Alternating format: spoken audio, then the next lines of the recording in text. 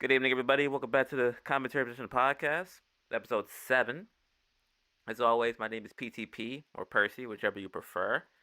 With me, as always, we got G. How we doing? Good, man. Another Friday. Yep. Friday Night SmackDown in the O2 Arena in London this week. That's I think right. it's, I think it's a back-to-back. It'll be there Monday as well, It if I'm is. not mistaken. Yes. Yeah, Yes. Yes. Yeah. yeah. But before we get into that, I do want to address a few things that happened over the last, like 2, 3 days. Um, the expectations for subscribers blew my mind. Um, we went from like 40 to 42. Something like that. Yeah. Yeah, like I don't even 40. think it was that. I think it was I think it was like 36, 38. Yeah. Yeah, like, we went from single digits to triple digits, double digits to triple digits. Hmm. Greatly appreciate everybody that subscribed. It took us by surprise. It was like an influx of at least 100, initially 153 plus. We're sitting at 161 at the time of this recording. We are very much appreciative of the amount of Very. progress we've made in a I short amount mean, of time. I would say we were. Let's not lie. We don't. You know. We can be actual men here. We don't need to do this whole fake alpha crap where people don't have emotions. But I would say I can speak for both of us when I say it honestly made us emotional to see the subscribers go up like they did, and we thank you for that. Yeah, in The real time at views that. for the views for the last show, and even my little hot Randy Orton what if take from the week prior. Uh, the views were great. I just emotional. It's like thank you, thank you, thank you, thank you. Is unbelievable to support, even if it's just the bare minimum. Like hit the subscribe button, watch a few minutes on your free time. It doesn't matter. You all matter to us, and the appreciation is just off the charts for what's happened, and it validates what we're doing and the effort we put into this, and that that we're the real deal. I can't be thankful enough.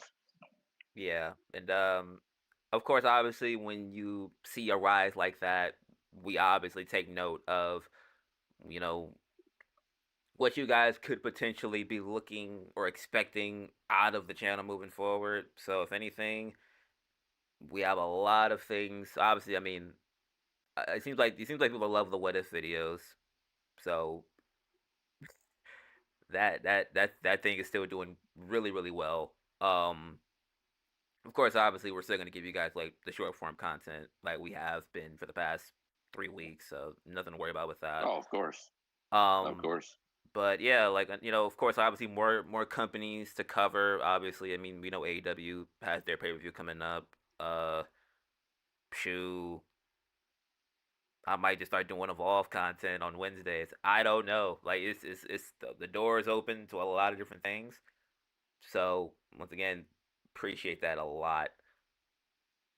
But as always, don't forget as much as we're on YouTube, Spotify, and Apple Podcasts. If you're on the move, on the go, you might not have time to sit down and watch a video. You can have us playing in the background on your shift. Type shit. You know what I'm saying? Like, hey, Yeah, you can have us playing in the background, some background audio. that's right.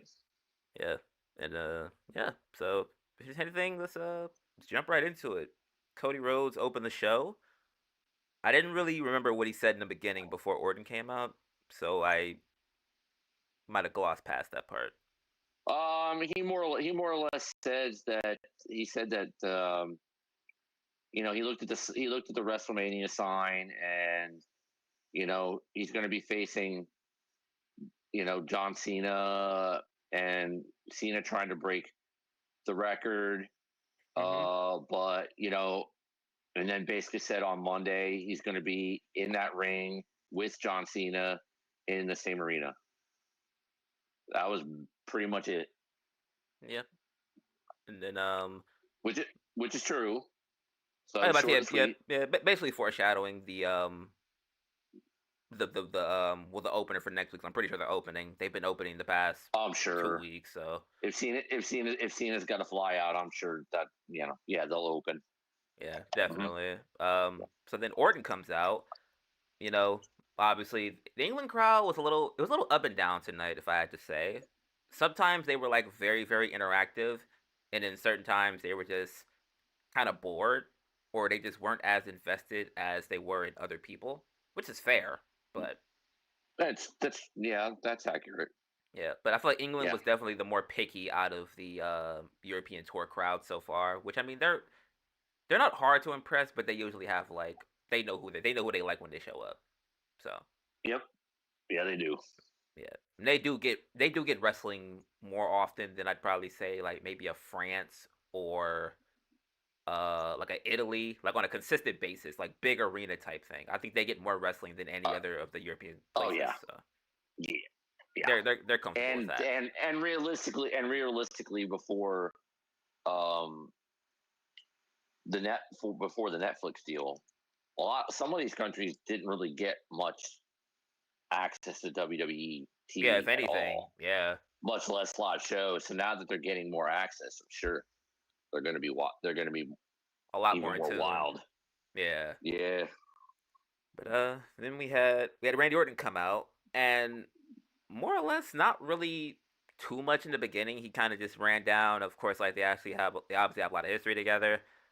Randy being obviously the guy that kind of molded a part of Cody Rhodes' career with legacy and whatnot, and basically said he was proud of him, but also obviously Randy Orton wants number 15, which is crazy to think that he's only at 14. Well, injuries.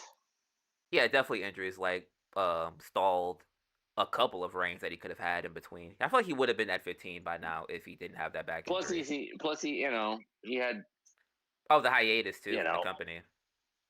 right, and then there's the pandemic era, and then he had the Yeah, RK Bro for a little bit. yeah, he was in a tag team Plus, stint. plus rated RKO was the thing for a while. Yeah, Yeah, so then he had that lull here on SmackDown in like was it 2006, 2005, I think. yeah. Like granted he Well, was yeah. When competing he, for the I was title, gonna but say, he was feuding with Taker for like a year and a half. yeah, I was gonna say the Taker feud wasn't about the title really. So, Yeah, man was really just still legend hunting at that point. yep. But yeah, he said he wants number 15. So basically he's focusing on that after he obviously in his mind says he's gonna kick Kevin Owens' head into the stands. So then you get Drew McIntyre coming out, which was kind of interesting, I guess, in a way, to kind of give an insight into the scenario that if Cody was to win, he does have essentially two feuds waiting for him, or at least two people that think he's going to still be champion by the time they're done with whatever they got going on. That's all. That's true.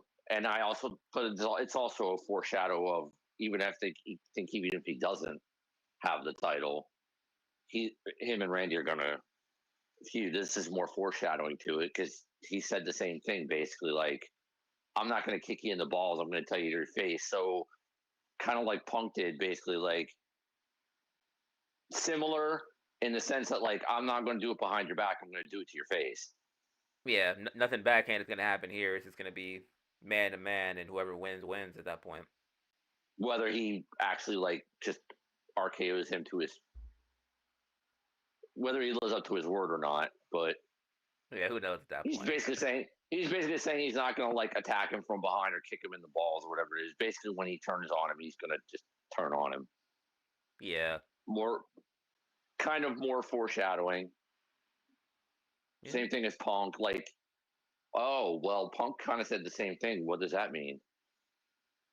Why is Mm-hmm. everybody alluding to what Cena did? And well, I'm not going to do that to you. I'm going to do it right to your face. So like, I'm not gonna stab is you in the back. I'm gonna stab you in the front. right? uh, It's for yeah. yeah, It's could be interesting. Like, at least I mean, because so far only two people have really. I mean, maybe Drew, maybe, but like, only a few people have really told him like, oh, like if I'm gonna strike you, I'm gonna strike you like directly. Like it's not gonna be like some sneak attack or some like ploy. It's gonna be right then and there.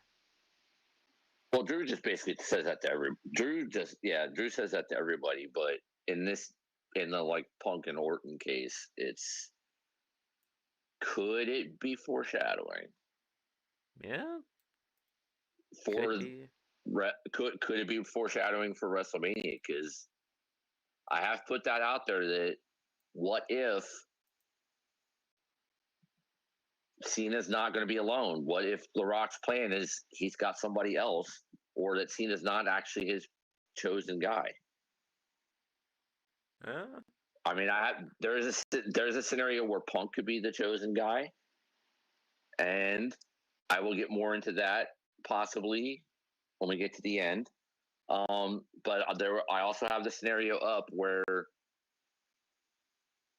Orton is with Cena and Rock, and this is foreshadowing it that he's gonna get him, and then but he'll get him on at WrestleMania. Just when you think he's the only one who's gonna left to help, he's gonna drop him. I mean, that's a Randy Orton move, and I honestly believe that Rock's got one more in him, one more person, and I don't think it's going to be. It's certainly not going to be random. I think it honestly think it means something that now that more people have noticed. Can't swear on a stack of Bibles that it was right. the plan the entire time. Back to October when Rock did three fingers, slash the throat at the end of that pay per view at Bad Blood. Yeah. That, but they certainly are using it now because when Cena turned, it was two fingers. So at WrestleMania, does Rock do with somebody out there that isn't Cena or like Travis Scott or whatever? Does Rock do one finger and that person drops Cody? And that the most likely candidate for that would be Orton. Mm. Because during that Drew said Orton to Orton that Owens was Owens right. was right. Owens Yeah. told the truth. Yeah, and then he talked about the voices in his head. I mean, that's all could be little hints of foreshadowing, and Randy extolling Cody's virtues in that promo, and then all of a sudden saying, "But I'll get you from the front, and I might be coming for 15." I mean, that's a low key way of putting it out there for the smarty smarts, like because we all know at some point Cody and Orton are going to feud, and Orton's going to be the heel, so a heel turn's coming. Everybody knows it. It's just a question of when and how. Well, if this doesn't set up the perfect scenario for him to be the only person left to help Cody in the main event because Cody's been helped by whoever he will help him, and they've all been beaten down. Yeah, I know you almost caught me in an out of pocket moment. Because I almost said beaten off. I almost said beaten Good off. lord. I didn't feel like that. Anyway, and then like I said, when there's a moment where all hope is lost, and Orton comes out, and he's the only one left to help Cody, and he doesn't. This is the perfect setup for it. My scenario, this is the perfect setup for the Orton heel turn. He's the only one left, and he drops him and punts him. Boom. He's with them. And Rock's not going to be around a lot after that. Cena's not going to be able to be around a lot after that. But Cody is going to want to get all of them revenge for everybody turning their back on him and what they have all done to him, and then actually taking the title from him. Well, the person that can be there all the time is Randy. Plug in the feud, that's your main feud, and then Cena shows up when he can, and you know, you do whatever you do with that until Cena turns back. There you go. Yeah. Just saying, could be foreshadowing. I don't mind Drew putting his name in the hat and sowing the seeds of doubt and talking about Owens and, you know, playing himself into the picture because he certainly could be. Or at least, I well, at would least, not hate yeah, or a at least most definitely. I feel like at this point in the feud, as far as him and Priest is concerned, inevitably it's almost kind of like they're setting up, as much as it is a blood feud, it's probably setting up the fact that whoever wins that probably has a very high chance of competing for the championship after WrestleMania. So Drew and likely, yeah, likely Drew, yeah. yeah, or at least Drew has the most like potential to, I feel like, further along, just be like, oh, whether it's Cena or Cody, he has a say in a potential feud, and I don't think those would be bad options post But WrestleMania for them. if you notice that who are the but here's the thought. All All right. these people talking about coming after Cody or coming after whatever it is, maybe Orton doesn't turn right away, right? Mm-hmm. But but everybody's talking about what Cody's done wrong, and Punk's talking about getting screwed out of his main event. Drew's been talking about getting screwed ever since Priest cashed in on him last year, which Right. is the heart of this feud. I love the line about the Timu Undertaker thing. That was great. Oh yeah, Um, bro was wild for that. that but here's a thought. Drew's been talking about getting screwed over since last year. But who are the two people that Drew has talked the least shit about? As far what as like having a gripe with what Orton? Rock and Cena. Well, he did come at Cena before the Chamber. They just People just didn't listen to him. A little, but has he really run down Cena since he did it? No. Has he ever really run down The Rock? No. Very little to none. But he's gone out everybody else except those two. Hardcore. I What mean, if? to be fair, I will say, like, like The Rock. I feel like The Rock hasn't put his nose in his business yet, which is why I feel like maybe Rock is getting spared here.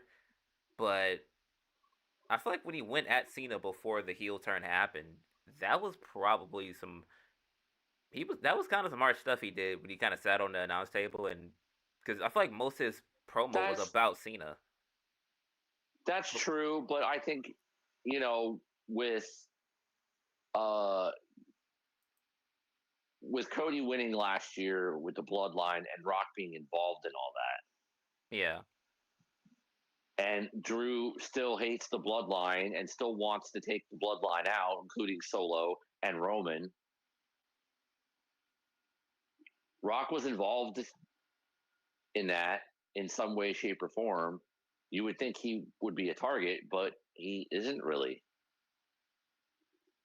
And Drew um, isn't really talking about going after, really gone crazy about Cena either. yeah. But I mean, He's obviously, he's yeah. he's But I feel like he's he's also like he's mentioning also a timing guy. I feel like too, like kind of like the same thing with like that's Priest. Like Priest more or less wasn't in his sights until Priest kept getting in his way, and then it's like, okay, well now you were in my way in the past, but now I have to get rid of this. I feel like if Cena was to win, Drew McIntyre would have no choice but to set his focus on him. And the same case would be for The Rock. Like if whoever has the title,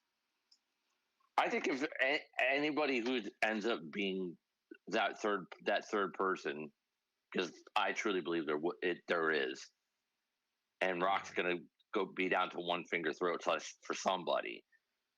But I'm just saying, like, people have, I've there's been talk of Punk, there's been talk of Orton, even before Cena turned, like it could have been them, but not Drew.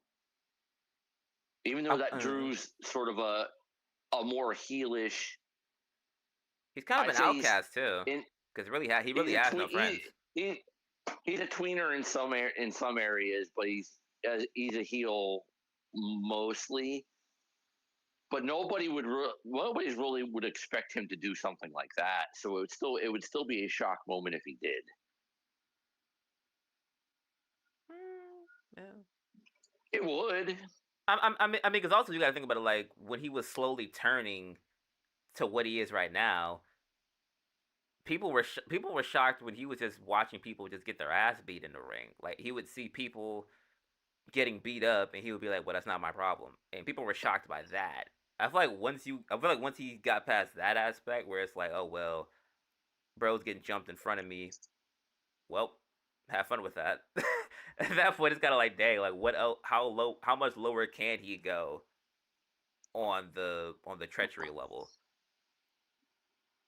uh But I will say one more thing before Doing we mhm. but doing something that nobody would expect, which would be to align himself with people like The Rock and Cena, would be pretty treacherous. And like, wow, he really actually did that. Like, Yeah. I will say one thing that they probably won't do, but I feel like it would be in the long run, it would be beneficial if, hypothetically speaking, because I ain't gonna lie, I might have seen this. I think I've seen this like a video too of sorts, and it really did kind of make a lot of sense. And I kind of hope that they think about it in a way. uh, Take one of the younger characters, like say a Austin Theory or like a Carmelo Hayes. Carmelo Hayes was the number one pick in the draft last year, right? Hasn't done anything. yes. Has been ran through the ringer. Big man after big man, big name after big name. He's paired off with the Miz now, which also we'll talk about. I'll kind of get to that a little bit later. But I mean, he's doing things, but it's not really like what he's expected. It's not expected of a number one pick. If he gets somehow mixed uh into this, you automatically kind of like set yourself up for the future by being like, oh well, Mello is basically next up. Like when however far this Cena Rock thing goes, Mello is next up, and I don't hate. he's still got a lot of time. I don't hate it. I don't hate it. But would it be like a WrestleMania shock type moment It for would be something that big? it, it would be shock factor for the simple fact that like no one even thought about Mello being involved in it in the first place. But would it Like be that, like, would it be a true holy shit WrestleMania moment? yeah, it'd be Not like I like I feel like it would be because I feel like it would be a star making moment. Like imagine like you're looking at the ring and it's like oh, oh I'm for seeing sure. yeah Oh, it's like if you oh, for see Cody sure. it's like if you see Cody Rhodes, Orton, Cena, Rock, but the domino that falls in place is Carmelo Hayes. That would Oh, I that probably has people. If anything, the arena would be probably silent with awe because it's like mellow. oh no, it would definitely be a, like, s- strap a rocket to his ass because he's on his way to a world title type of thing. I don't Yeah, doubt that at all. That is the kind of rub.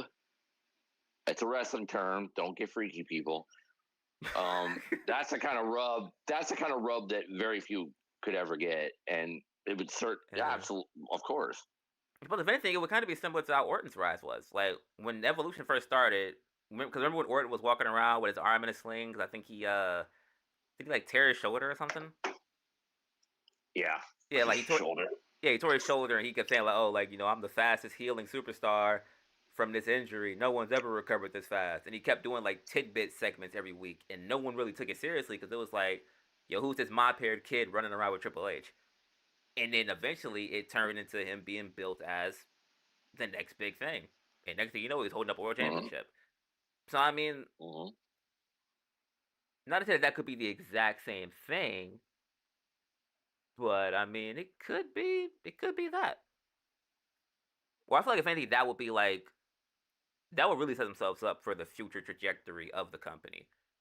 Like if you take like obviously Cena being the guy, right? Like Cena winning 17, obviously that's been like the highlight since mid December, early January. The Rock is the Rock. Once this is over, who's gonna fight Cody for the next few years? Somebody got to take that spot. It can't be Roman. Drew maybe, but I mean that's not really that much longer either. They're in the same age bracket. You got to have somebody that's gonna be like, okay, by the time Cody Rhodes is 40, who's taking that? Who's taking that reign? Melo will probably be mid 30s by the time Rhodes is even thinking about being done. How old's Jacob? Jacob's 32, 31, 32, I think. Okay. What's wrong with Jacob? Everybody kind of knows Jacob's getting his, but also at the same time, Jacob at this point, I will say I kind of came to grips with the idea of him not needing a group anymore because what he did out there, I don't know many people who are just doing that by themselves. I don't think he even needs a group anymore. Like that man single-handedly ruined a It's championship match and it's and, and possible, lived to but walk out. Like it's it's interesting. possible, but it's Yeah. possible, but Thomas still helps him with stuff. So maybe it's just Solo that's the problem. And if they add to it, Jacob can lead because he doesn't want to take orders from anybody.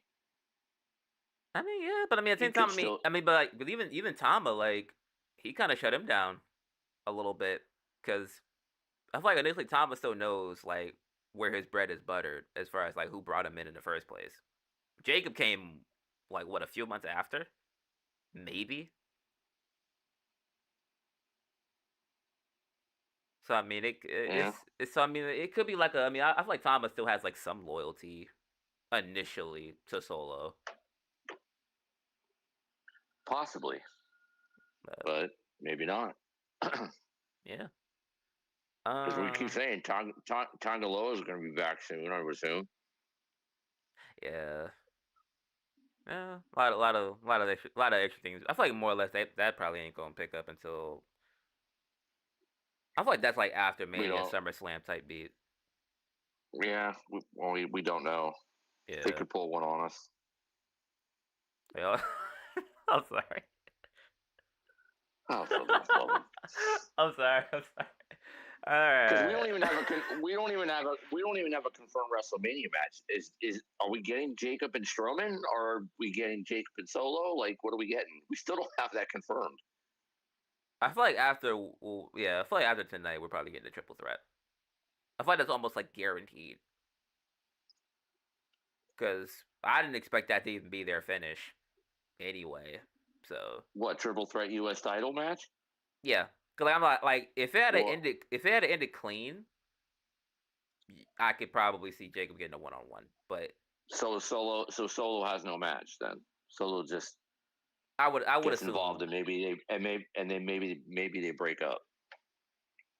I would assume they might drag it just for the simple fact of if two stables on two different shows both have like seeds of doubt sowed in the same night, it could be a over not a overwhelming, but it could be like a oh dang like unless it's like night one is like the bloodline dissension and then night two is the Judgment Day dissension. Unless they do it like that, it's gonna be like overkill essentially.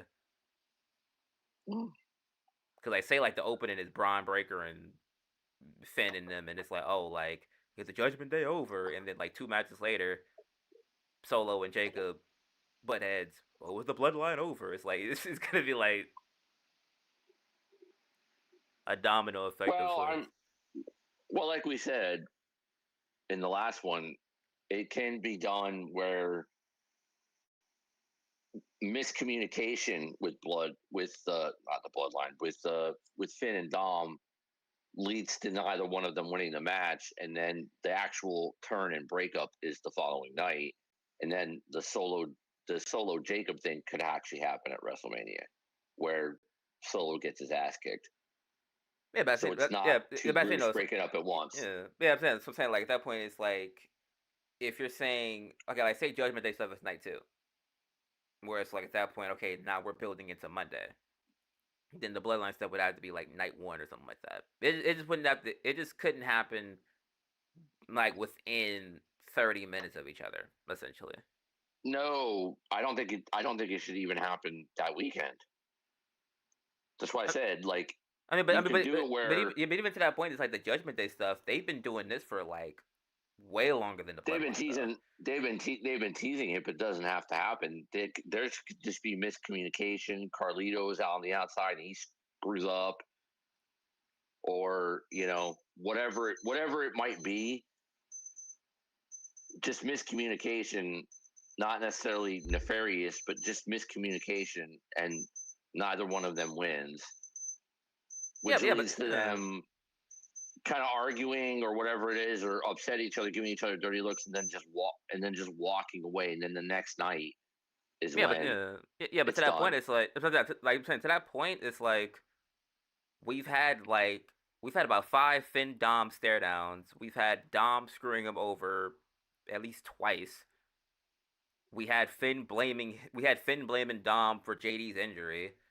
We had Finn throwing shade at Dom for taking his title match. I think might have been like around December, maybe January. I'm not sure when exactly.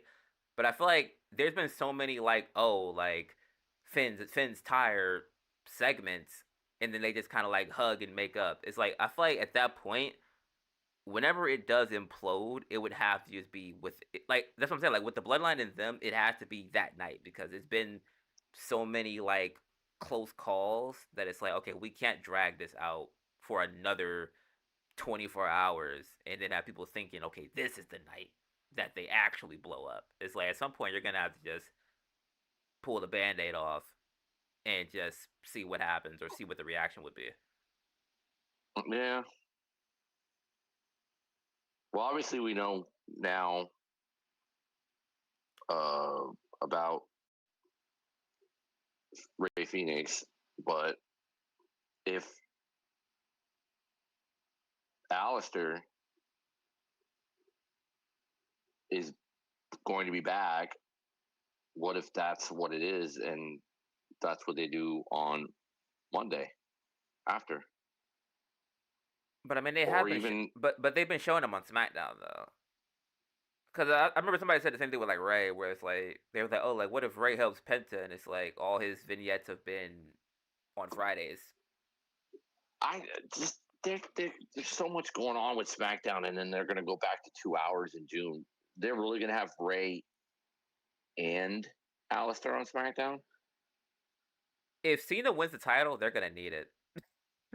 Because like who's gonna be there? Like, because I feel like at that point, if Cena wins, Cody's probably gonna take a break. Randy Maybe, is like depending like Cody because Cody literally has been like shoot like since I think all of 2024 he hasn't taken like a day off realistically or a week off at all. So at that point Cody's probably burnt out or at least they're gonna give him a well deserved break. Roman is barely ever there. Um, Randy Orton he's gonna be there weekly, but I mean that ain't the same Orton. Depending on what they do with him, it's still not the same Orton. Fatu if they keep him in the stable kind of. I mean, unless they give him the title, I mean, he's kind of not an afterthought, but kind of like a okay, he's mid card solidified. They're gonna need guys that people hear their name and it's like, okay, I'm gonna watch SmackDown this week, and those two could potentially be those names, yeah, or at least Alistair would be. Ray Phoenix would have to be like, okay, like once they see him next week, that'll build the intrigue because they're in Chicago too. So I mean, that's like the perfect location to have him debut because you know how many all-ins have been in Chicago over the last 3 years, or all outs or whatever. yeah, Like they know him, kind of like I was with Penta. I think Penta debuted in California. correct. Yeah, so Yes, I'm like at that point, like close to Reseda, Lucha Underground was taped in California. You picked the right spot to get the first impression to where now the whole world either follows suit or they at least know, okay, this guy's a big deal. Yeah. I mean, they could still debut them both on SmackDown, and depending on when the draft is, move one. Oh yeah, I feel like if anything, because for some reason I feel like they're fascinated with keeping the Judgment Day on Raw. I don't know why, but I feel like they're fascinated with keeping them over there. So if anything, Alistair might be the only one that I feel like they probably decide, okay, we can move him over and that'll be like sufficeable. But at the same time, it's like, yeah, like I feel like if Cena's your champion, I feel like you kind of do have to. You would kind of not like stack SmackDown, but you would kind of have to have a decent amount of people over there to where it's like, okay, if we're doing 2 hours of SmackDown, who's actually gonna watch it, or who's watchable in 2 hours?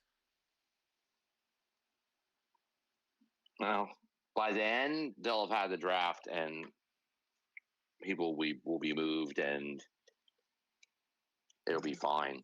That's June. They're not I gonna mean, wait till June. I wouldn't think. yeah, but I mean, at that point, it's like, how many people do you really take away from Raw if they're still on Netflix? They can't take that many from them. No, but you can, you know, shift people and, you know, shift somebody who's more main event caliber to SmackDown So, so, to so, fill the void. no, so realistically, right? Because I'm pretty sure, like, if Gunther drops the title, right? Would you move Gunther to SmackDown I'd consider it. with no belt? Yeah. I don't think. I feel like I feel like at that point, like, if I had to really run it down, right? Jay would have the belt. Gunther with no world title on the show, at least consistently. Like, I feel like at that point he would probably get more stale quicker than what people think he is right now. Because right now he has the belt and people are bored. If he's on there just beating people up with no immediate like, oh, the belt's like within his grasp type thing. If that isn't a thing that is in his vision, they're gonna be like, okay, Gunther's beating somebody up again. Like, where's the belt? They're gonna get tired of seeing Gunther do the same thing every week. I feel like Ilya was injured, so he's probably gonna stay on Raw for at least another year. Braun's been doing great work on Raw. I mean, I feel like there's like so many like it's like kind of weird. Like it's either they do mass call ups or like I said, the last two debuts just have to go to SmackDown in the hopes that okay, when Cena's not here, we still have people that want to watch. Well, I think if Cody's gonna get a break, it isn't gonna be a very long one. Depending on what happens with Orton, I don't think it's gonna be a very long one. Honestly, I I mean, they don't. might. I mean, they might drag it. I mean, like I said, Cody has been like we have there hasn't really been a week outside of like storyline wise. Like say like after the Rock stuff, we didn't see him for a little bit last year, but eventually he showed up again and he was there consistently. The KO stuff took him out for like what, maybe a week or two, and then we seen him again for the rest of the year. Like there haven't been many moments that have like storyline wise took him off TV. No, And I feel like at that point I it's mean like that because like looks like Sandy was that's like a that fair too. point. That's a fair point. But what if Orton turns if Orton does turn at WrestleMania, you're not taking Cody off TV for a month. Depending on what Randy does. If Randy kicks him like Kevin, they both probably True. take a break. And I feel like that'll probably be like their Um, excuse to give him a break if he punts him in the head. couple weeks. Couple weeks. Mm, but would it marinate though? Yeah, No, it's like I I think feel like so. I mean, 'cause I feel like say with Kevin Owens, if Randy kicks Kevin, we're not gonna see Kevin for at least a month. We're not gonna see Kevin for at least a month. Well, yeah, but Cody got the pile driver and it But the wasn't gone for a month. yeah, but the Randy yeah, got the pile driver and was gone for a while. Yeah, but I'm saying I like, but think think it's about just it. Yeah, but in story wise, getting dropped on your head is gruesome. But in Randy's case, that punt has taken out Triple H, Batista, John Cena, Vince McMahon, Shane McMahon, half the Nexus in a matter of 4 weeks. Like it took out CM Punk at that WrestleMania that they had their blow off match at. It it has like a good track record to where it's like, okay, whoever gets kicked is taking a break. well, I mean that's fair based on the past. This is a different time, and Yeah, but it might make it even more dangerous because, like you said, we haven't seen it in years. so I mean we don't know. I mean if Orton turns on him at WrestleMania, maybe he doesn't punt him. I don't know. We don't. And even if he does, and Cody's off TV for a few weeks, Randy could literally just be like that psycho Viper Randy, and he just starts taking people out left and right. Yeah, Even random people, he just comes out, RKO's them, punts them, takes them out. yeah, that's what I'm saying. Vicious. Yeah, that's what I'm saying. That's what I'm saying. Initially, like at least if I could think about it that way, if like say hypothetically, if Randy is the one that does it, that turns and like he does his shtick right, like they beat the brakes off Cody. If anything, this might sound crazy, but if anything, if they like batter bloody this man, dang near borderline CTE symptoms, and then Randy kicks him in the head, you take him off TV for a month. At that point, it's like Cody's been beaten, Cody's been dismantled, and the championship is gone. At that point, Yeah. it's like mentally he got to recover because Randy beat the brakes off him for like the first time in dang near a decade. He beat the manhandles him, kicks him in the head. So now physically, you got to make sure his brain is intact, kayfabe wise. Then you have Mm-hmm. Randy running through the roster, like I said, running through the roster, given that old school feel. Even though he doesn't have the belt, he's basically the gatekeeper to Cena. Unless you get through Orton, you're not getting to that world championship. And for the majority of that month, nobody will ever get close until he comes back. And then you pick up where you left off, to where now Cody has to go through Orton. Then, The Rock might come in every once in a while, throwing his 2 cents. And then you might get half of the summer with Cena and Rhodes. And then after that, you get Punk.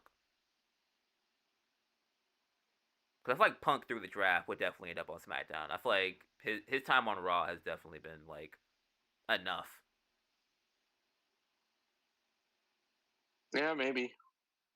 We'll find out. I don't know. I don't know. I honestly I don't see it. I just don't. I think even if he gets punted, I don't see Cody gone for like a month. I just don't. I mean, yeah, Because I understand, but at the same time, it's like I get like how they've been portraying him too. But if you think about it, it's like would they really want to ruin the mystique of the punt because Cody's like semi Captain America?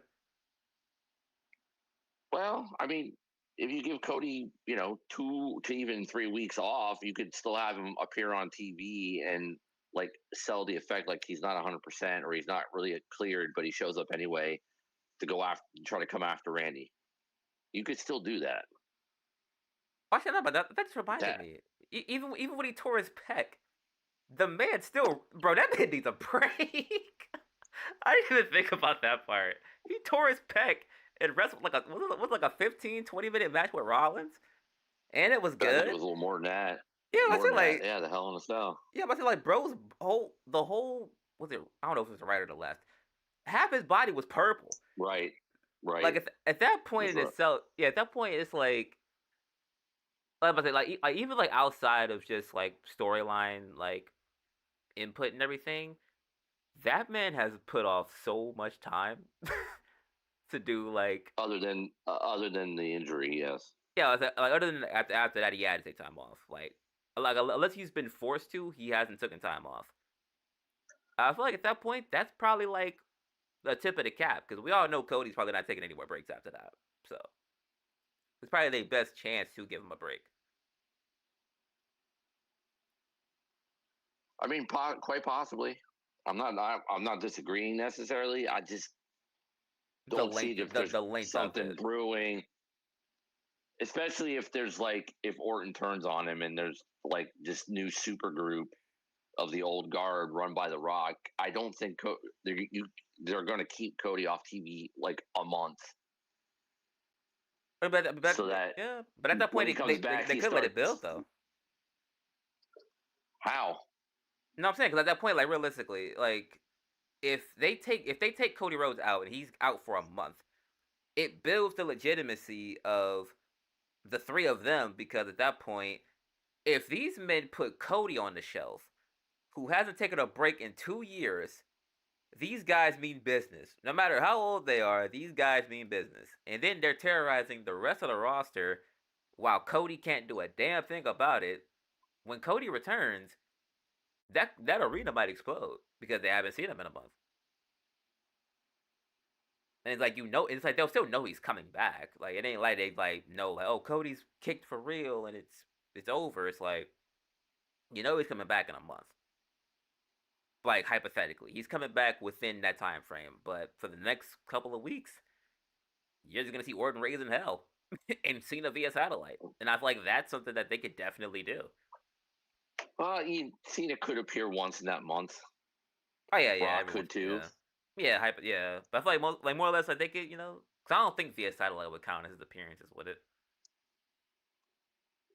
Um, At least I don't no, think it I don't would. think so. Yeah, No, I think if he could be somewhere and just show up. he could pre-tape something somewhere, sure, Yeah, and like it's via satellite. I don't think that would count. You could, yeah. but in that month, you could have them appear, and in the meantime, you know, Orton's running wild, but Roman's wanting said he wants his title back. So if, for example, Orton's running wild, taking people out, Cody's gone, there's Roman could possibly be occupied with somebody else, and that could be your Yeah, main thing. yeah. But I think you definitely could do Reigns and. But damn, I don't think about it. Reigns and Orton. You could Reigns and Drew could headline that could be the thing for a month, but Roman would have to appear at Yeah, least a couple of times. Reigns and Drew would be a good one. They haven't, like I I feel mean, like they haven't done it in a while too. but if the Bloodline 2.0 drops Solo but adds somebody else, you have that thing where Solo might have to go crawling back to Roman, or Solo just sits in the crowd and does nothing, and then eventually does, and Roman has to contend with another Bloodline, him and Jimmy, Yeah, without his possibly without his wise man. So, in a sense, Roman's might have a downfall of his own to deal with on TV. yeah. Because at that point, I feel like they would have so many rebuilding stories. Jesus, that's a lot of rebuilding stories. Like Possibly, like Roman Reigns, because I don't think he's winning. Like in that triple threat match, I mean he's gonna have a good showing, but I don't think he's winning. So it's like you'd have to rebuild, or you have to have like a climbing the mountain moment for Roman. Rollins is my belief is Punk is winning that match and Rollins is eating the pin. That's probably like the safest bet, yeah. Or unless Yeah. I feel like the only way Reigns takes the L is if it's like off some fluky stuff, like somebody Now, hits him with something. Reigns is not taking the pin. I don't think so. I think Rollins is, but Rollins is going to look very. Rollins has been eating pins all year though. So at that point, I mean, I think at least from the standpoint of like we've seen Punk pin Rollins at least probably, and then not even counting like house shows, we've probably seen him pin Punk. I mean, we've probably seen Punk pin Rollins. What 4 out of the last 3 months? Well, not 4 out of the last 3 months, but like 4 times in the last 3 months. Because it was like I mean, it was like their one-on-one match. He pinned him there. Actually, I forgot who eliminated him at the Chamber. Was it Punk?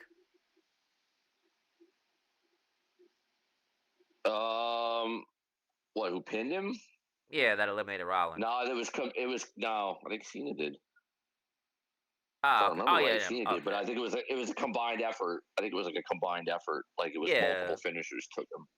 yeah. So like basically like so Yeah, almost like Punk basically caused elimination there. The Rumble. I forgot what happened at the Rumble. Cause I know Punk eliminated Reigns, but I forgot what happened after that. he eliminated Reigns and Rollins, and then Rollins Oh yeah. stomped Roman twice, and Logan Paul Oh eliminated yeah, Punk. yeah. Paul got Punk. Yeah. So like at that point, it's like we've seen him 3 times, basically one up this man. At that Well, point, yeah, but and plus, if you think about it but from a if storyline perspective, it would add more but if fuel to not Roman, to Heyman leaving Roman's side because the only person that's pinned Reigns within these last few years has been Jey Uso and Cody Rhodes. You could add Punk to that list, and now it adds more fuel to the idea of well, dang, like Heyman hasn't had Punk for the last 10 years. didn't Solo pin him? Did Solo beat Roman? I don't think Solo. Well, I don't think straight up. I don't think Solo ever beat him. I'll have to see. I think he did. I swear, I'm pretty sure Solo pinned Roman. I And mean, some what? kind of, I don't think it was. I don't think it could have been a singles match. I don't know, but I think he still pinned him though. Yeah, it was like a tag team match, I think, right? Yeah, but he pinned him.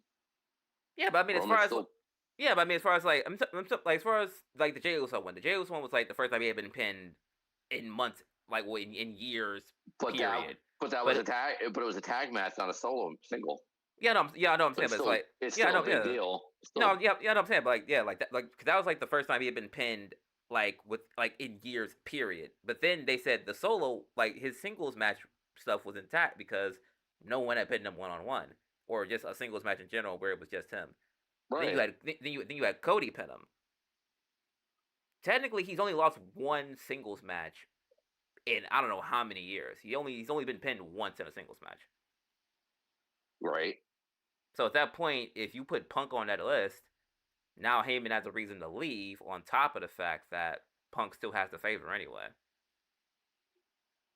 That could be the favor. That very well could be the favor to pin Roman.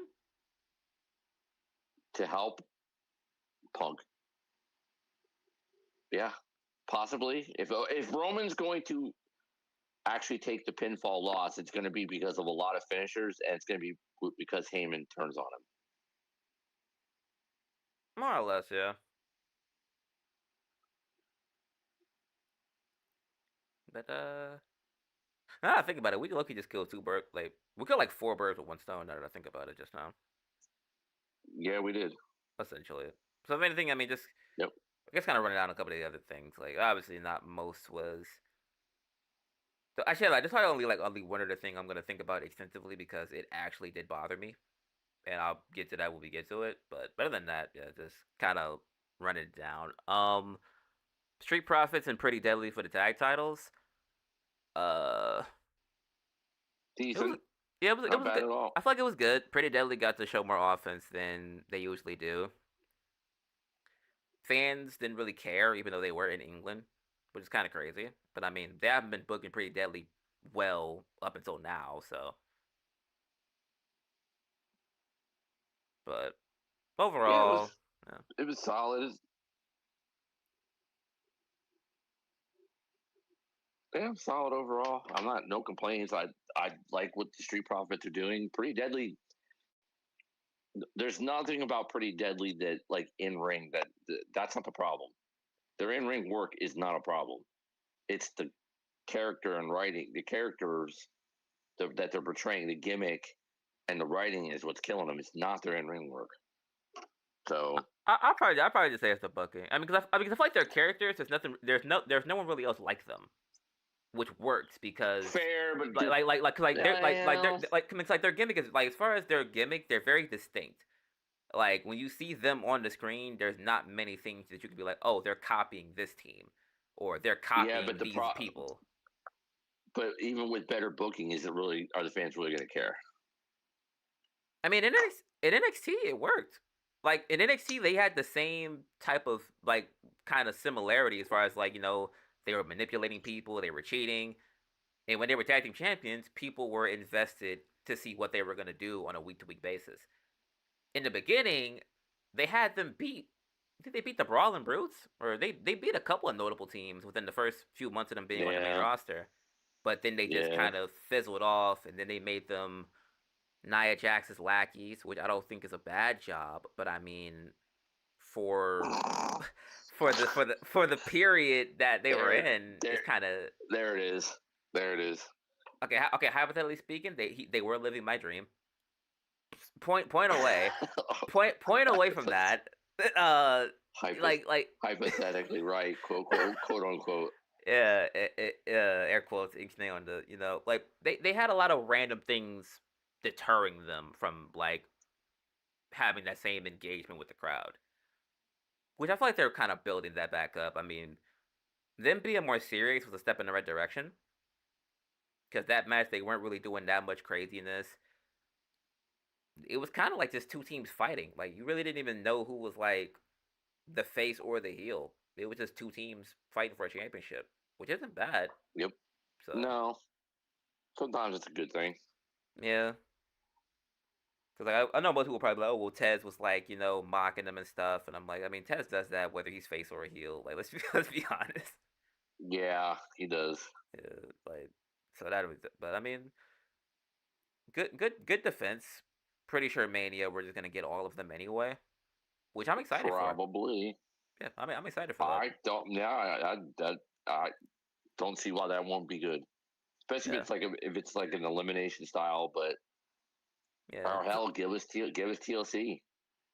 You want people to That care? hey, Give that us could TLC. bang. That could bang. Give us And we TLC. haven't had one of those in a while. Give us Like multi TLC, man and then TLC. Yeah. give us TLC. Like next week, give us TLC, and then leading into it like that, have them all attack each other, and like one team after another take each other out in a different way, using a table, a ladder, a chair, whatever it is. Everybody show that fire, and then lead into the match, and then at WrestleMania, everybody will care Oh yeah, because for sure. they'll kill it. They'll kill it. Yeah, that'll definitely bang. Yep. Uh, okay. Carter and Chance versus Secret Service happened from a segment. Not really much of note. Um, Secret Service got the dub. Selena Vega came out with the post match. Well, came out after like a post match, I guess, like deterrence, I guess. I mean, all I seen was they threw Chance out the ring, but I don't really know if they were attacking them yet. Um. No, I think they pretty much immediately started beating them down. Chelsea watched, and Zelina came out to help. Yeah, Um, and then they overwhelmed they overwhelmed her. yeah. It's kind of interesting how they like just randomly were like, "Yo, like Zelina is it." I mean, Grant, Now I'm why not. couldn't why couldn't why now as we discussed why couldn't they have done this last week if you're setting up for Zelina versus Chelsea, this was a better way to do it than what happened last week. It was just sort of random. Yeah, I mean the match This probably was if I can think about it, the match might have been just to like see if people would actually care, and then there were certain moments where it's like, oh, like Zelina can actually win this, and it actually didn't look bad. So then the week after, it's like, oh, she's helping a team. Now you can put her in a role where, oh, she's helping somebody, and it's not gonna fail, at least are we gonna immediately. get something? I might bring this up as something. Well, I'm gonna mention this as another possibility, but Mm-hmm. are we gonna get something where like it's gonna be Chelsea and the Secret Herbis, and Zelina is gonna have like Mia and BFAB back her up, and we're gonna have like a sort of group fight thing where they're backing her up Um, to probably inevitably win the U.S. title. I mean, Carter and Chance probably, at least as far as like from what happened later, I feel like maybe like they make the most sense. I mean, they all day near the same size anyway. I think so. I mean, from a compatibility standpoint, I can see them making that happen. And then it's basically like you just get three high flyers in a ring against a powerhouse and just two people that are like just overall taller than them. Yeah, man. I mean, I feel like Michin definitely probably does end up throwing her hat back in, and then B Fab is kind of just, I guess they're like kind of pairing them off now, or like they're friends and stuff. So I wouldn't be Yeah, surprised, but I feel like Carter and Chance probably, at least match wise, you'd probably get more out of and that. it gives them something to do and feud them all for the mid card title and at least a little bit more, I suppose, Yeah, intrigue. yeah, a little Yeah, bit. Hmm. Well, we kind of talked about it a little bit earlier as far as like the Strowman Knight U.S. title match. I don't think there was really much going on. I mean, outside of like, I mean, I think LA Knight lifted him a couple times, so I guess that was like the shock value of the yes. midpoint of the match. But I mean, basically your typical Strowman match. I mean, he plays the power game. People try to lift him. Sometimes it works. uh, Uh, so then I kind of just looked up, and next thing you know, Fatu's just beating the brakes off of both of them, and he did it single handedly. So, correct, I mean, correct. yeah. So like I was talking Yeah, about earlier, he did it by himself. So, yep. And but then yeah, and mhm. then two moonsaults. Yeah, but they two double jump moonsaults, little Yep. boogeyman. You think the boogeyman gave him permission to do that? I don't know. Like I mean, Loki, typically it's a respect thing, but like was paying homage Boogeyman type. that big of it? Yeah, but was Boogie? Well, usually like the bigger names, if somebody wants to use one of their moves, they usually ask permission out of respect. But was the Boogeyman a big enough thing where like he needed to be like, hey, I'm gonna use this move you did. Do you mind? I don't know. Yeah, probably not. Probably not. No. Yeah. But yeah. Uh, what else? What else? Oh, the Naomi segment because this is pretty much back to back because you showed up in both of these. Um, I'm gonna be honest, and obviously, like if you've seen the short or at least watched the episode prior to this, and if you haven't, I don't know if you probably did or not, but you know, check that out because we did have a really good conversation about this. But the segment that Naomi had, while there were positivities in it, like she was able to like I think she cried on command. The infliction of the voice, as far as how could you let her take my spot, stuff like that. The caution thing just comes off as this is just to make Jade look stronger. I'm not gonna To me lie. at least. I'm not gonna lie. I kind of agree with you, and I don't like it. But Because I was telling you, I'm like the way that they were doing it, it just seemed like okay, let's have a heel that she's comfortable with, i.e. Naomi. They've been in a team for the past few months now. Have her turn, make it somewhat believable because it's like okay, 1 week, we're gonna have Jade beating the brakes off her, and then now every once in a while, well, then at one point randomly, boom, Naomi gets the upper hand. But the proceed with caution thing just kind of cemented that okay, this is literally just to make Jade look better. This is literally just like Naomi's tired of being mistreated, kind of like a rehash with a new tagline, and Jade's going over. Jade's probably going to pummel her at Mania. That's probably what I. That's really what I got from it. Yeah, it's starting to look that way, and I don't like it. But okay. Yeah, and I did in a way. In a way, I wanted to be wrong. I'm being completely honest with you. I wanted to be wrong so bad. Because, like I said, Honestly, honestly, the only good part about that whole entire thing was when Charlotte came out. oh, with the stare They down. Jade and Charlotte, yeah, stared each other down before. That was probably the best part of it. It's like, okay, Jade and Charlotte, okay. Especially if Charlotte loses like a little, or even if she, well, I mean, I don't want to say if she wins, but I mean, we have to be realistic here. It's Charlotte. But if we're being honest though, if she wins, I doubt they. I feel like Jade probably has another full year before she even sniffs that world title, I'm not so sure WWE agrees with you on that one, sir. and that's what worries me. Well, Cause, cause, I'm not necessarily yeah, arguing that, but yeah. Because I feel like at that point, like, I mean, building her up with Naomi, perfectly fine. You having her maybe feud with Bianca. Maybe Bianca comes back after maybe losing her Mania match. I don't know. And she's like, you know what?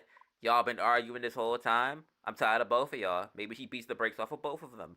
Now you get the spinoff, or however that goes. You give her that type of feud. Hell, put her against Liv Morgan. Whatever you want to do, like to build her credibility, go right ahead. As long as she's not touching the world championship, hell, even a U.S. title, have her beat Michin or something like that. Like do whatever you want to do. Keep her away from Tiffany for as long as you possibly can, because Tiffany is probably going to be the thing that makes or breaks Jade's view to the crowd. Because Tiffany's popping right now.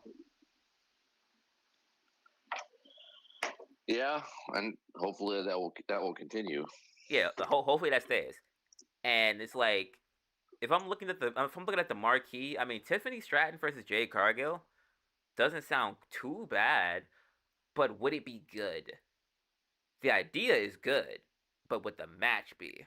Is the thing that I don't I know. I don't I know don't that. know. I don't know that Tiffany's. I don't know that Tiffany's at the point where she She could could. carry. Well, not She could carry. carry Sorry, not Charlotte. not the not Charlotte to say could. Jade's bad, but to Charlotte put. could. Yeah, I feel like Charlotte and Jade with no title, That you make money. because Charlotte could absolutely do it.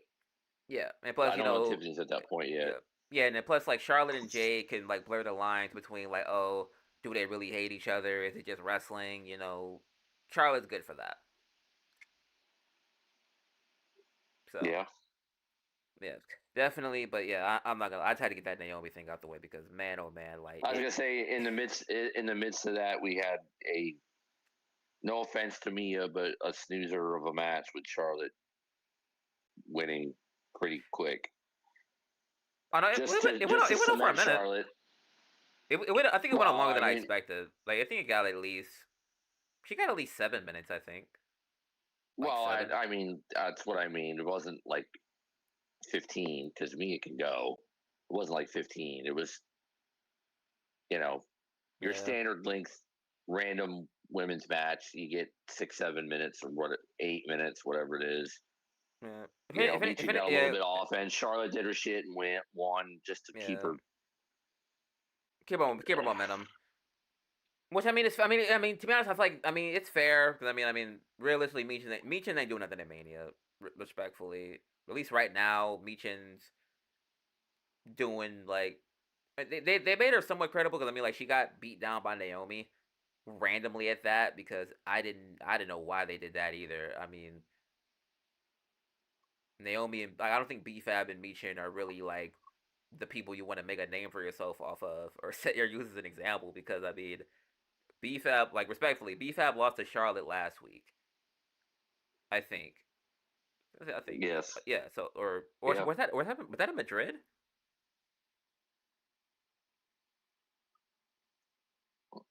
I'm I thought it was last week. yeah, but no, yeah, I'm trying to think. I remember. Yeah, I think it was in Madrid. Yeah, she lost to Charlotte in Madrid because they were speaking. She spoke Spanish before the match. I think. I was trying to Yeah, figure out you're what. right. Yeah, Yeah, you're right. You're right. so like she lost in Madrid. Michin has been fighting for the U.S. Championship, the women's U.S. title, for the past 2 months now, since its inception, and she is been basically like the chase is more entertaining for her than her probably winning it to some people. How does Naomi get heel heat off of jumping B-Fab and Michin?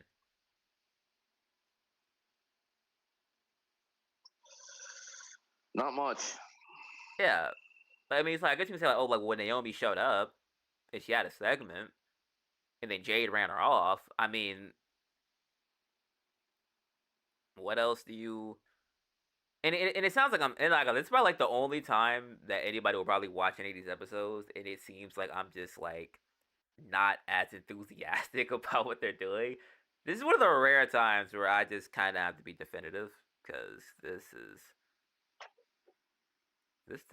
is one of them things where it's like I mean you kind of can almost tell where they're going after a week in advance or after a week of seeing it, and like once that first promo hits, it's like okay, do I take this seriously or are we just kind of putting a wall up for a character? Yeah, yeah. And this is just a wall up for a character. You know how this is gonna end. No disrespect to Naomi. It's. I wish they It's could have done better. unfortunate. Yeah, I wish they could have done better. Like like how we've Hmm. been saying for the past month and a half. You give her a metaphor. You give her Lash Legend and Jakara, and you really make it about Jade and not her attacking people that never had momentum to begin with. It's Yeah, I'm not gonna rule. I'm still not gonna say like there's 0% that something like that could still happen, but I yeah, don't love the prospect of it at the moment. yeah. It's not a zero. It's not. It's not a 0% chance, but they are dragging it, or at least they're painting the picture that it won't happen. Which I mean, it could be. We could be in for a surprise. I don't know. Could be in for a surprise. Um, Yeah, yeah. That's not the only segment of note. Probably would be Tiffany. Now that I think about it, because she kind of her that promo this week for her was actually really really good. I feel like she it was processed what happened very. last week. Yeah, Yeah, it was bad. It was good, yeah, short but good. yeah. Very serious. Got the point across.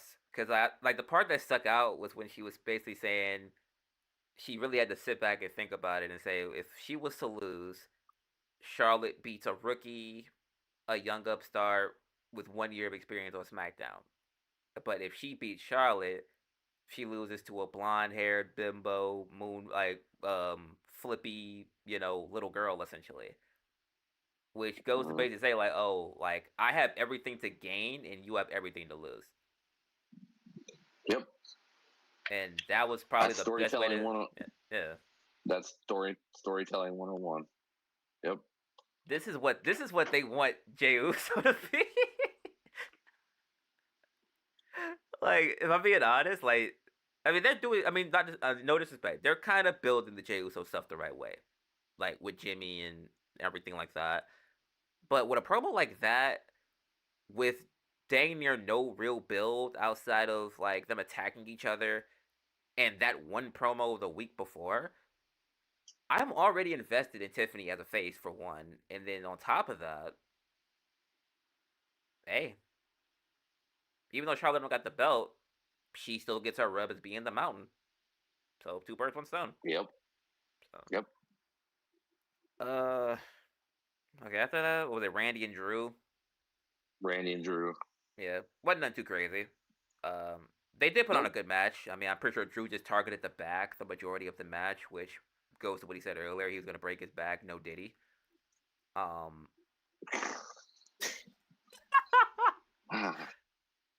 I mean, we can't even lie. It was a little crazy when he said it.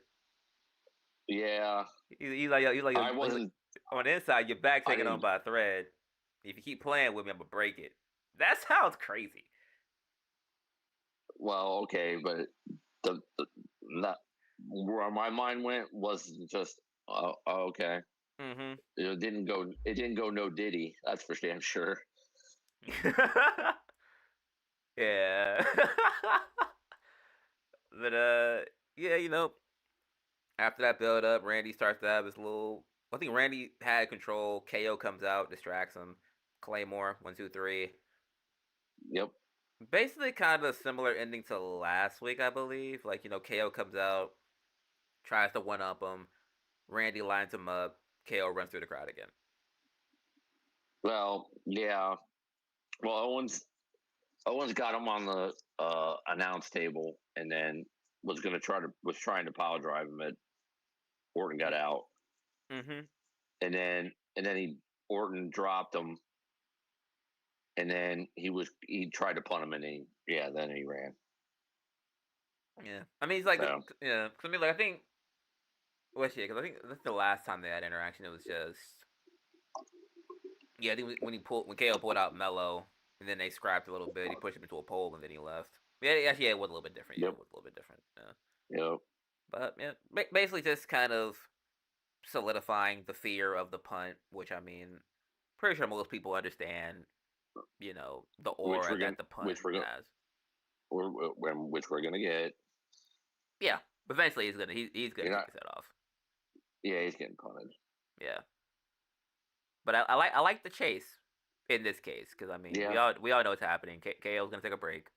We all know what's happening. Yep. So a well deserved Yep. one at that because boy, Doesn't his hurt. Doesn't hurt Randy. Keeps that feud going. yeah, Drew, kind of if anything kind of Drew's builds up going where? Kevin in a way. Yeah. Well, it makes it seem like Kevin could win. You got to Yeah, at least try to make it a possibility that Kevin could win. Because yeah. really, Or not even that. Just like kind of like I guess kind of builds up KO as a threat more or less. Because I feel like at that point Randy doesn't really yeah, he's kick that. dangerous. Yeah, like Kevin doesn't really kick that many people that aren't really like a problem. Like unless you disrespect them or like you're actually a problem, he's not just kicking anybody. So Yeah.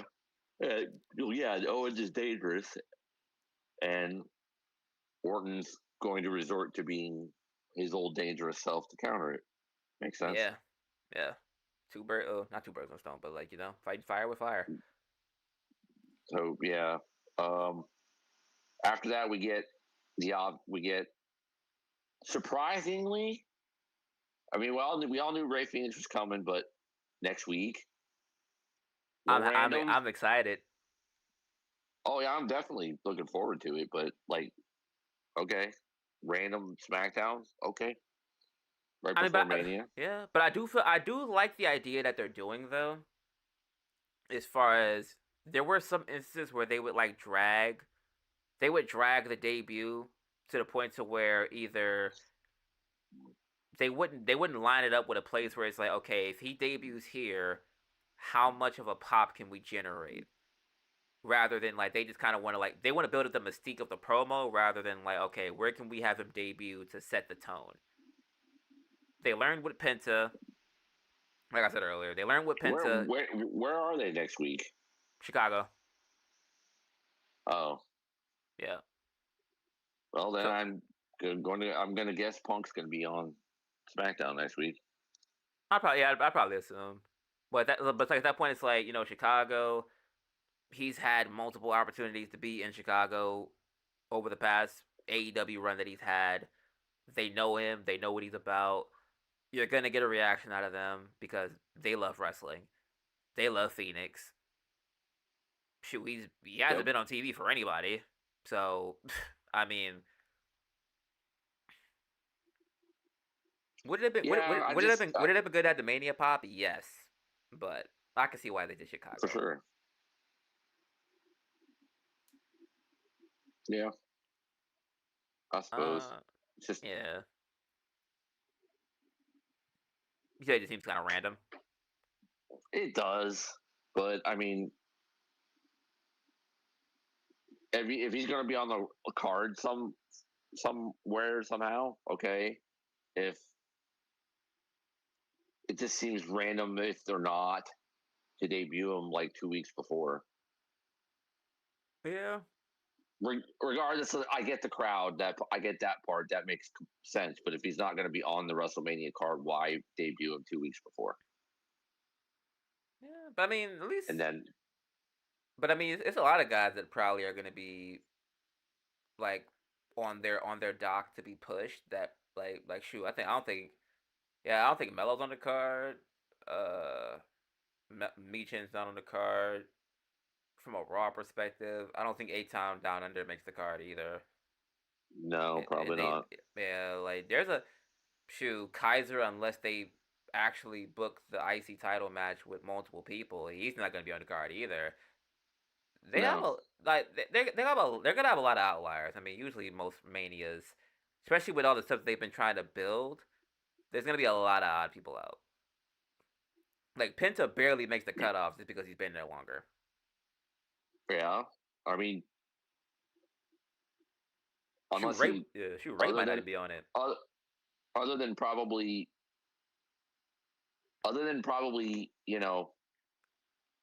being there for Jay when he wins.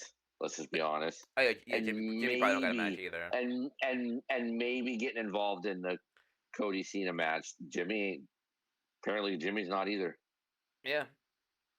So it's like I mean, a lot of those guys that probably won't be on the card will definitely have like they'll make their stamp after and beyond that because if like I said, if things go the way we think they will, that card's gonna open up, and a lot of those guys are probably gonna be seen a lot more over the next five or 5 or so months.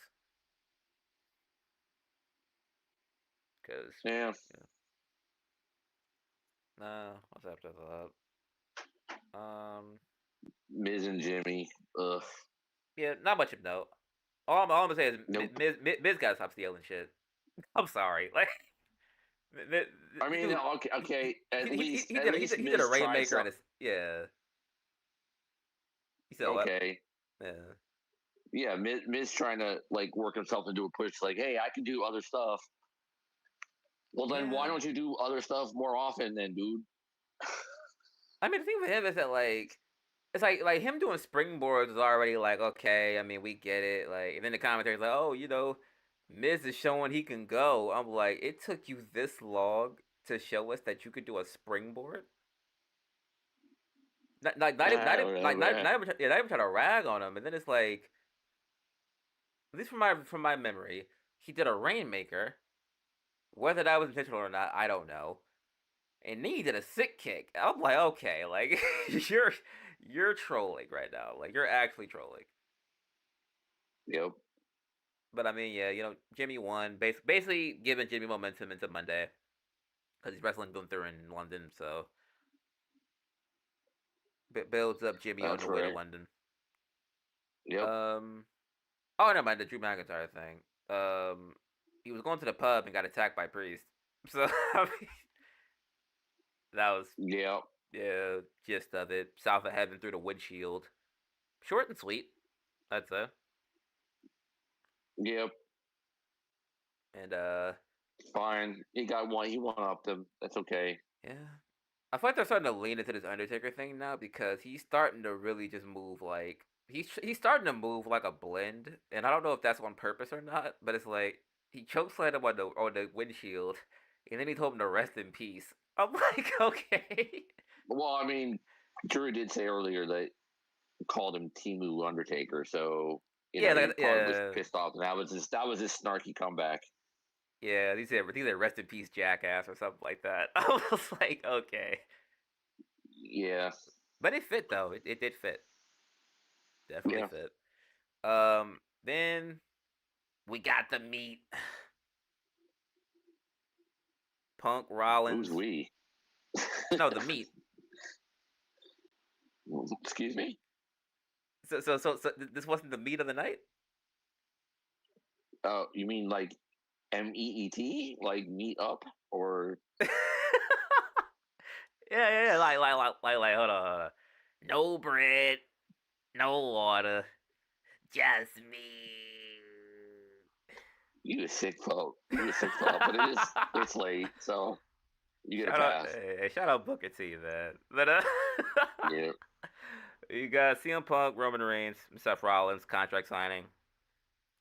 I was worried about them not getting Yeah. enough time, and they managed it. So I give him credit for that.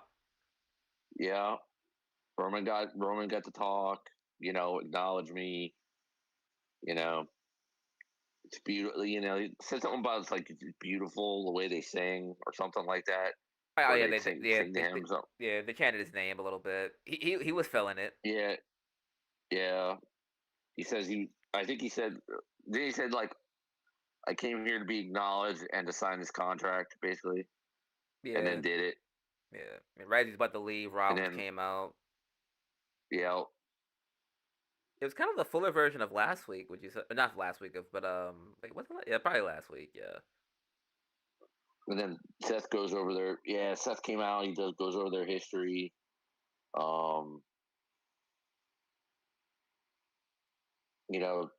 they something about their mission, they accomplished their mission, oh yeah, and of then like Roman, reinventing the wheel, not reinventing the wheel, but like yeah, changing the game.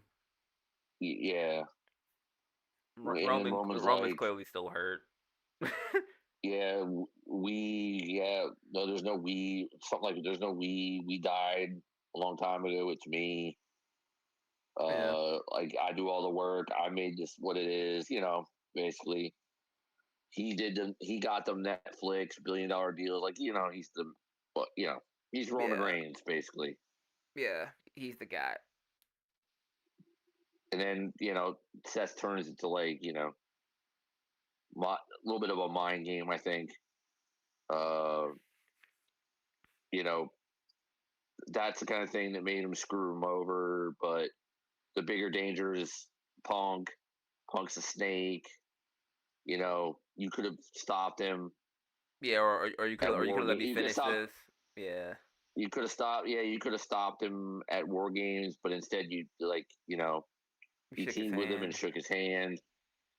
I could have stopped him, but you stopped. You didn't let me, or something like that. So I'm gonna clean up the mess. And Like he normally does. yeah, it was a nicer build. It was a callback. I feel like you and it kind could of get a gist of it. I guess. and it could and if they need to, you could have a Rollins Reigns feud. Depending on Yeah, how things shake out, you could have a Rollins Reigns feud. Pretty, yeah. not Which that was you couldn't have had one anyway, but another layer to it. yeah, because their last interaction, was in a one-on-one setting, was the Royal Rumble where Roman got himself DQ'd. I guess. Yeah, yeah, Seth was trolling him with the Shield stuff. Yeah, Yeah, he put him in a guillotine, and like I guess it was like a rope break or something. And he was like, "I won't let go. He won't let me let go." It was like yeah, it was so much fire in the feud, and they just dropped it, and then Seth just went on to win a title. It's like yep. it's like something they were gonna have to revisit it anyway. So at some And they point they could, probably will. yeah. Yeah, at least at this And point it looks like they will. Punk comes out. Um, you know, Berman says something about a highlighter. He tells Oh Punk to yeah, look at, because he's was it scanning the contract over. page four, I think. Yeah, Um, Heyman, it's in the contract. You are closing the show. You get to live your dream. You are you're getting your WrestleMania main event. so And basically they get night one. yeah, Seth's not amused. He doesn't deserve it. Blah blah blah blah blah. He throws a fit. Um, and then again to could possibly set up a feud with Roman at some point. He blames Roman and Heyman for this, Oh, he and thanked them. you know, yeah, Punk. Well, basically sarcasm. Uh, He was like, "Oh, I thank you for like." He's like, "Thank you for letting the Chicago kid be in the ring with you." He called him Big Dog, which is kind of hilarious because I don't think he likes that anymore. Uh, and oh yeah, then he did do that. yeah, called him Big Dog, and Roman's eyes kind of bugged out his head a little bit. Yeah, But and then finish it off with I'll see you in the main event of WrestleMania. He signs it. Um, Thanks him again, but he says, something like, oh, by the way, this is not the favor. And now we have more intrigue. Because So I kind of feel like that couldn't have been what it was. Like he scanned it, and it's like, oh, he's the main event. I'm like, that definitely is not the only thing he wanted.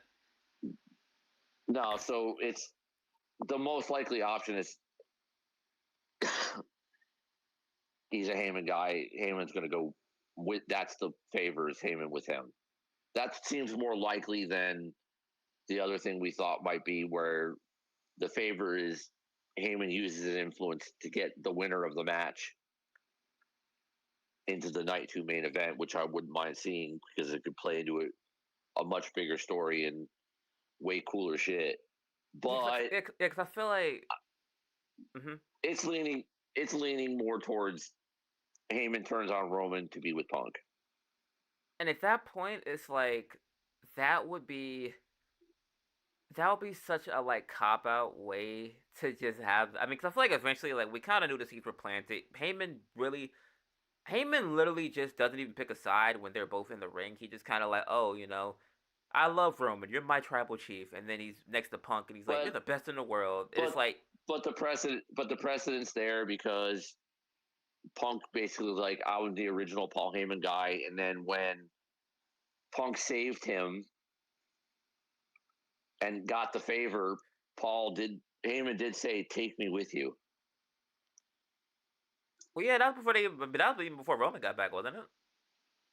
Yeah, but still, there's at least that seed of Heyman was like, "Take me with you." Heyman was willing to turn on Roman and go with Punk before Roman even came back, so that could be the favor is Heyman turns his back on Roman and goes with Punk.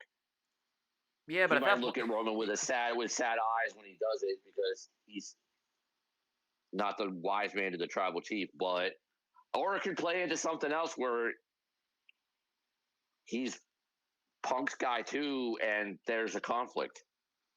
There's a Punk Roman conflict because he tries to be both. yeah. But I feel like it's also a thing. I mean, at least because I I think about don't, it, like I know most people probably don't want the. I've seen most people say that they don't want the favor to be him going into night two. But it's like if we're being honest, from a storyline perspective, this is 10 years in the making, right? He left 10 years. I think they say like he left 10 years ago, right? yeah. The whole reason of Well, he was gone for 10. He was gone for 10 years. yeah, he was gone for 10 years. He was gone for 10 years. The reason he left was because not only he didn't have a Mania main event, he didn't have a title match in the Mania main event. He That comes, yeah. yeah, it's like he comes back, he gets half of the equation. The average fan would have to, and I'm just being completely honest here.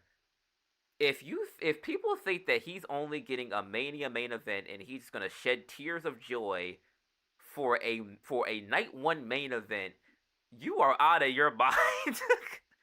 Like there has to be an extra incentive here, which makes sense because if we think about it, Seth Rollins, at any point in time, he can compete for a championship, a major championship. Roman Reigns, this might not count as his rematch clause, but he still has a rematch clause. He gets a free opportunity to be in the main event.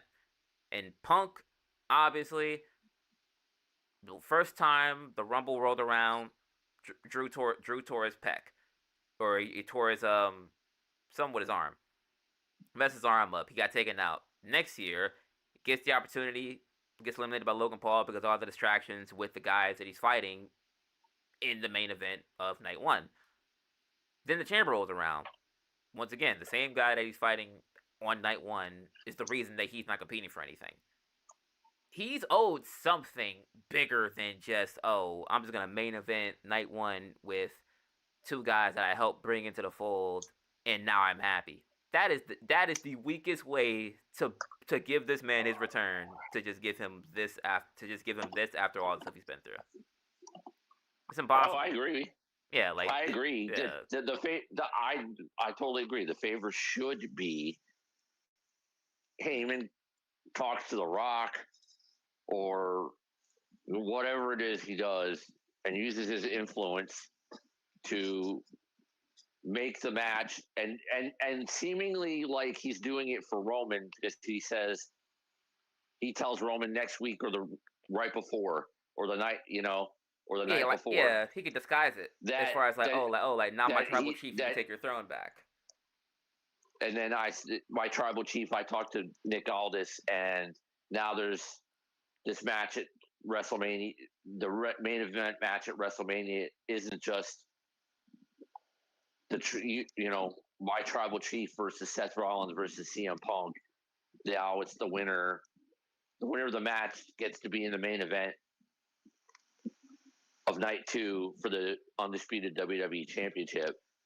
And I did it for you, my tribal chief, and whatever it is. Wink, wink. Yeah, He but didn't say really, but remember that point. Like say like have Roman give him a hug, and then have Paul Heyman's smile fade into a deadpan face. Like man, he doesn't know mhm, that this is really not for him.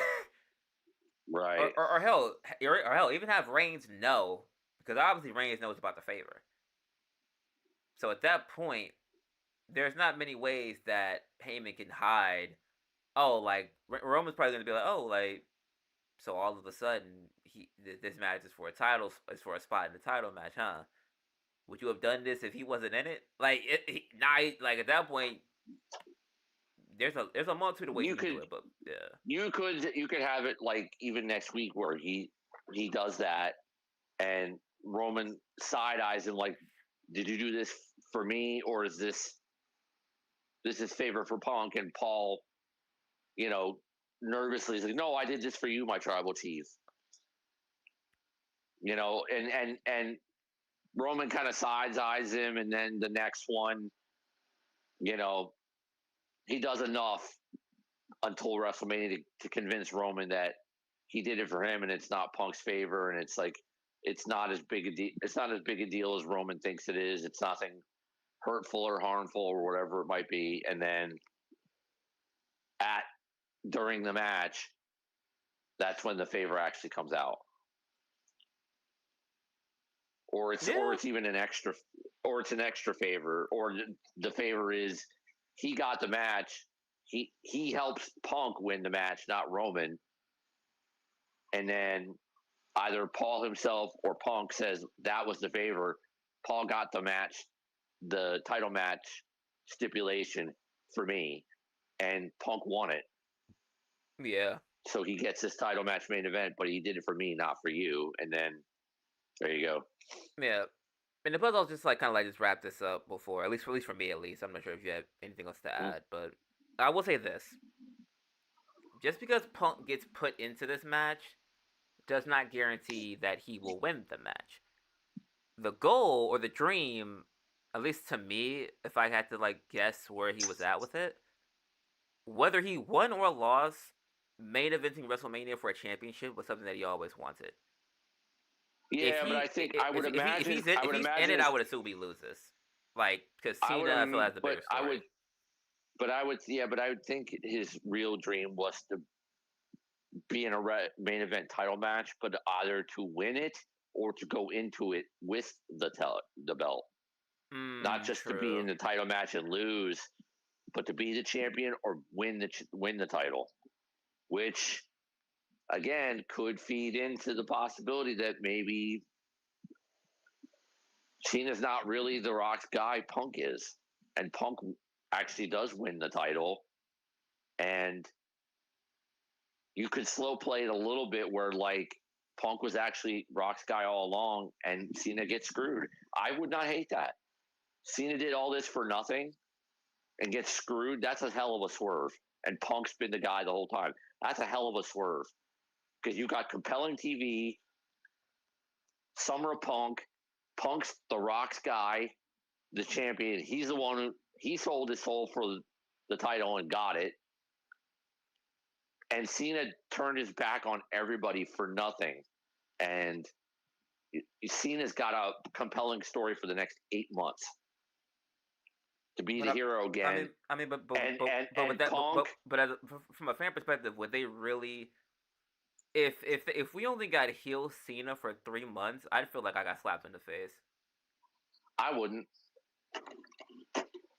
I Like wouldn't. I mean, cause like I, if you w- think I about would it, like if you waited 25 years, essentially not 25 years, if you waited like say a little over maybe like 19, 22 ish years for this 20 man to, years because yeah, like realistically, when he won his first world title, he was over as shit. That was like '05. yeah, but I say yeah, basically it was face. So I'm like, we've waited a long time for him to actually be like a heel that people actually hated, and then we get him for 2 months minimum, maybe three, and then we automatically have to go back to loving him again. I feel like at that point it's like You know, I mean no, but that's that. it would be a swerve, but it would be like dang, like he just shit on them kids for nothing. But that's part. But see, the bigger picture is that's part of his story to end it is that he was manipulated and did it under false pretenses and showed all this anger towards the fans, and he did it for nothing. And The Rock screwed him. And then his story for whatever time he's got left is he has to redeem himself to the fans, to everybody in the locker room, everything. His redemption arc would be compelling TV, leading to him getting 17 the right way by beating Punk in his final match and doing what he said he was going to do is go out as the champion, but instead of taking the belt and saying "fuck you," he lays it in the ring and leaves it because it's their belt, not his, and he does it the right way. That would be compelling for me because he did it for nothing. In his mind, how it would play out is, in essence, he did it for nothing because he was manipulated and screwed, and he was convinced that of all these things that he said, and he might have meant them, but he did it. It was under all for a lie. He got screwed, and he can't believe, and he has to look at himself in the mirror and say, "Why did I do that? How could I have let this happen? Why did I talk to people that way? Why was I so angry at them?" And he has this internal conflict, and it builds and builds and builds to where he starts to slowly regain a little bit of trust and a little bit of that old shine in the locker room. You could have him do like a pre-tape thing where he tries to do a make-a-wish and no, they don't want him, and it hurts him. You know, he shows up backstage maybe in an appearance, and like nobody wants to look at him, nobody wants to talk to him. Even like the camera people, Stu, the camera guy that he loves, won't talk to him. People in the back won't talk to him. People at catering won't talk to him. Nobody will look at him. They're ashamed of him. Yada yada yada. And you build it up where he has to win everybody back and become that hero again because he fell.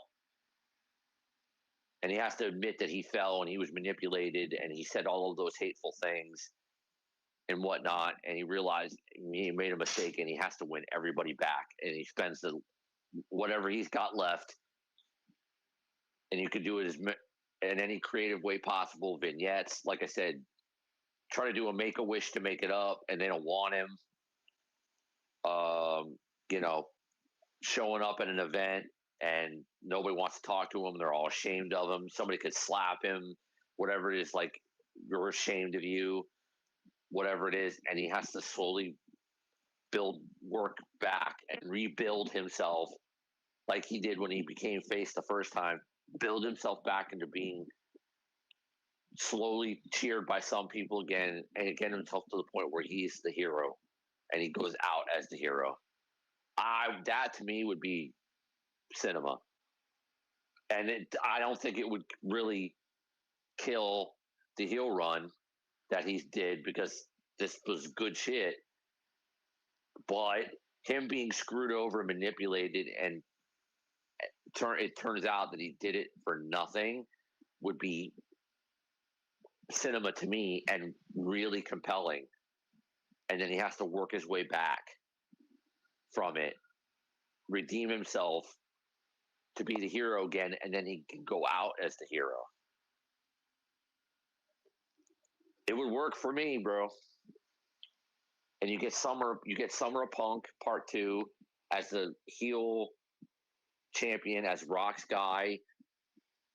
He could feud with Roman, he could feud with whoever, and he holds on to the title. And then obviously Cody would be back. He could take some time off and come back. Randy turns on him. Cody feuds with Randy for a while, keeps him busy, and then Cena goes out on top as the hero and gets 17 and does it exactly the opposite of the way he said he wanted to do it, where he's, instead of saying fuck you to everybody, taking the belt with him because it's the real belt and he's the real champ, and whatever comes after is just a toy and he doesn't care, but he does it the right way.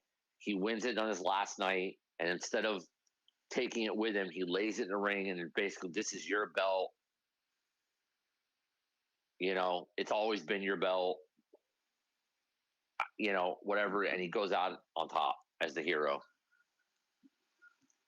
I would have zero issue with watching that. Zero. Zero. I would not. Could it be a little longer? Would I hate if he was heel a little longer than this? No, of course not. But if they did it this way, where he was manipulated and he gets screwed and he realizes he did all this for nothing and he lashed out at everybody in all this anger and hatred, then maybe he felt resentment, but this new attitude and whatever it is, like, forced him to do all these things that he shouldn't have done, and he realized that he did horrible things and made a huge mistake and got screwed and manipulated, and it was all for nothing. It would still work to me, and then he spends the rest of the time redeeming himself. It was redemption and trying to go out on top. And in the meantime, the subplot is he has to be the hero. He has to regain everybody's trust and become the hero again. And it's going to be very difficult for him to do, but it would be compelling television. And in the meantime, he's got to deal with, he's going to be mad at The Rock. So in theory, if Rock could do it, you could have Cena Rock 3, possibly. If somebody else joins the ranks at some point, Cena can deal with them, and then in the end, he gets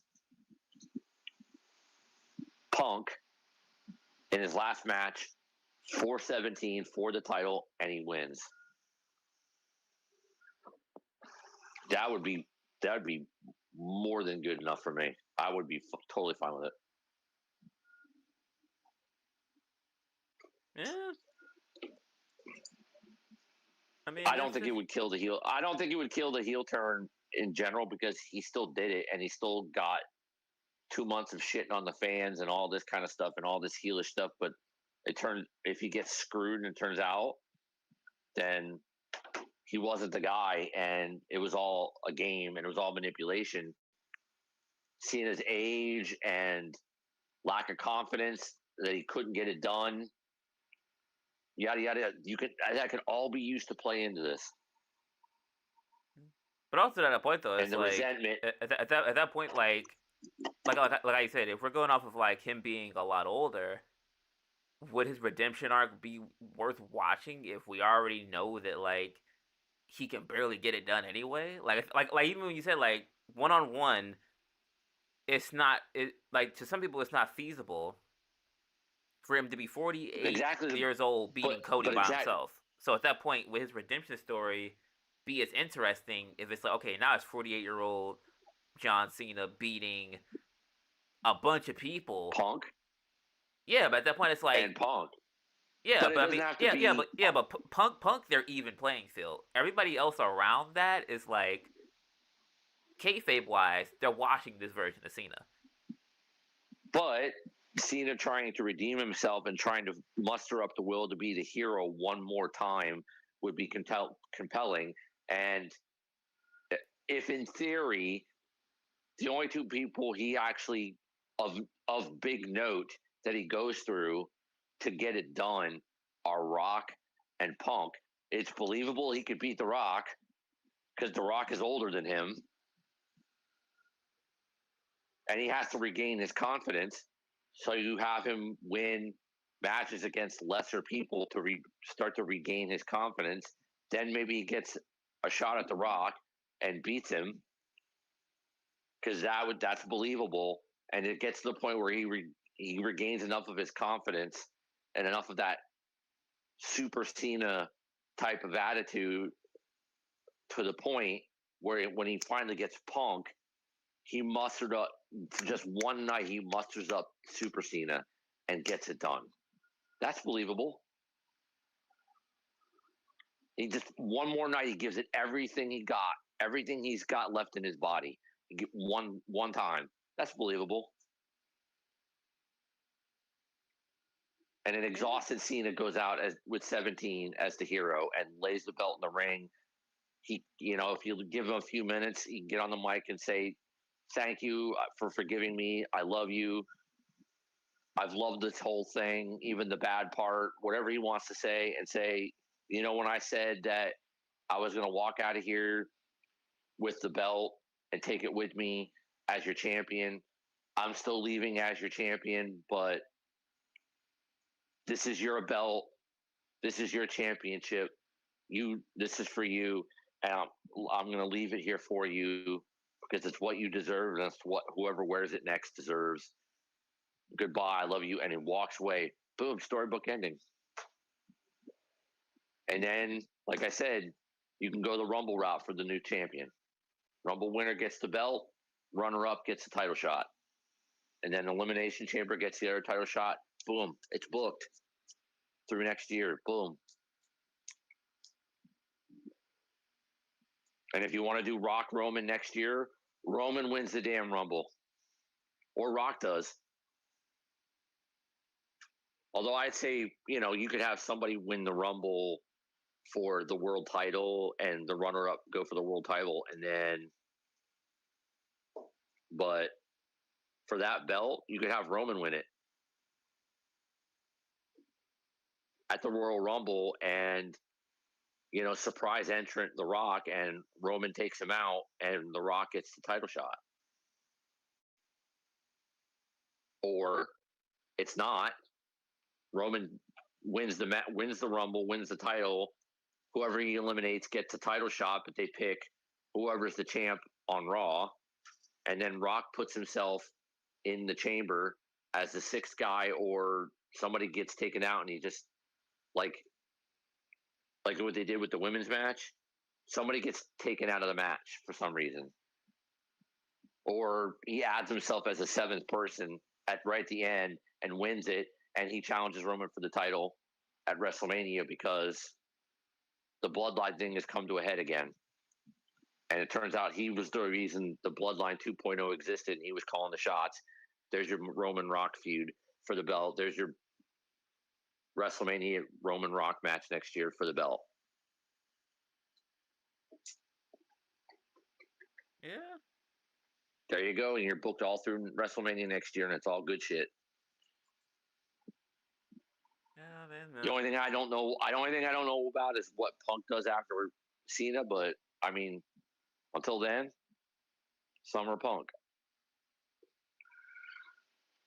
Then God knows what. You could revisit Punk and Drew, Punk and Rollins, Punk and God, whoever. Somebody on the up. Maybe Punk goes because he was the undisputed champ. He stays on SmackDown for the rest of the year, and then he goes back to. Maybe Punk's the one that Roman eliminates, and instead of Punk going after Roman,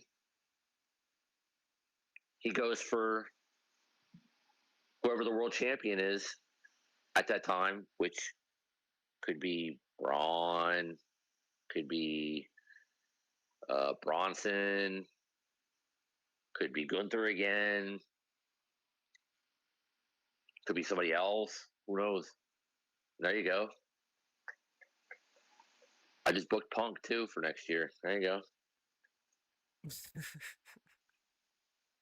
I mean, just give me the pen, bro. I think I'm booking some good shit right here, and I don't think it takes away from the heel turn. I don't. I think if he gets screwed over and he wasn't really the guy and he got taken advantage of because he doesn't have the confidence. He hadn't won a singles match in 8 years. He's obviously older, and he figured, Rock manipulated him, played with his mind, told him that the fans have, it's similarly to like the Rock himself, where sometimes the fans cheered him and sometimes they booed him, even when he was the good guy, just because. And when he turned heel, it was out of resentment because the fans should have supported him and they should have loved him no matter what. And he planted that seed in Cena's head and said, "I can help you do this. I will back you, and I will help you get it done." And it worked. Cena was vulnerable enough at his age and his ability, thinking he can't get it done. He agreed to do it. He did it. He did everything he needed to do, everything he felt he needed to say, and all that. And in the end, it was for nothing because he was just being played and he got screwed. And The Rock could literally just be like, "I did it just because I wanted to, just to prove I could do it." I remember us having two WrestleMania matches and all the things you said about me. The Rock never forgot. The Rock beat you again. There you go. The Rock beat you again. You can't really beat me. Your win against me was a fluke. You can't really beat me. The Rock beat you again, and I will beat you again. I just did it. Something like that. That sounds heat to me. Cena goes away for a bit and then comes back and slowly starts working himself back to being the hero. Works for me. I'm good Huh? with it. I might be easier to please than some other people, but I think to me that would be great. Yeah, but He was I just mean, being played and screwed the whole time. Like a vulnerable John Cena getting played is something that you never thought would happen. Just like this heel turn. Just like this heel turn. John Cena being preyed on mentally and being manipulated by somebody, no matter how old he is something you never thought could happen to John Cena, but it did. maybe we Both almost seen it happened. twice. Almost, Uh, but like so, because far, well, technically, I mean, if you want to say the Nexus would count when they basically forced him into joining.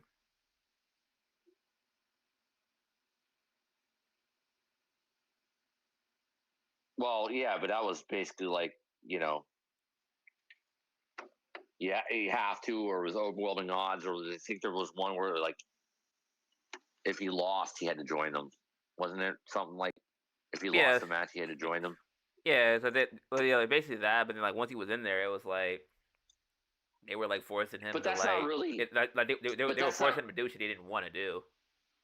But that was not really this kind of mental manipulation where he literally turned his back on everybody just for the sake of winning a title or breaking a record. This is different, and it's the Rock, not that. This is literally somebody you playing John Cena like a puppet and playing into his insecurities and his fear and his age and him thinking he doesn't have what it takes anymore to get it done. That's the kind of manipulation you would never think could happen to John Cena ever, period, at any point, and it did. And what he did to the fans after that is something you never thought, nobody ever thought they'd see John Cena do, and it happened. Two things you thought would never happen happened. And now John Cena has to go basically rebuild himself from scratch in a short amount of time to be that hero one more time and muster up what it takes to win the title one time and give it all he's got and then work toward it. Almost even Rocky style if you want. I don't care. There's a ton of stuff you can do and play it out and it would be great. It would be great.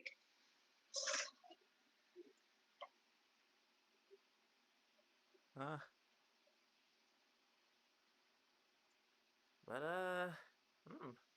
Oh, I guess that might wrap us up for this installation. Yeah.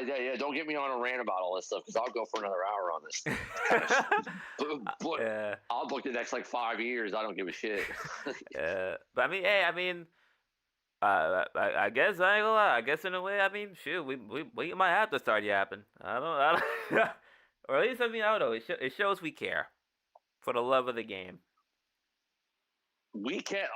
Literally, honestly, why don't we do that at some point before? Maybe for before WrestleMania. Why don't we do that? What, like planning out the next year? Yeah. Why don't we book us like book a storyline ourselves? Ooh, that would be a good video. That it would. Yeah. Let's book some. Let's do like if like if I had the pen. Oh, like just any story. Oh yeah, I got an idea. If I I got was an idea. if I was booking at or after WrestleMania, whichever, here's what I would do. And you could do one person, multiple people, multiple storylines, whatever you want to do. Book something. Say and it Hey, literally like we book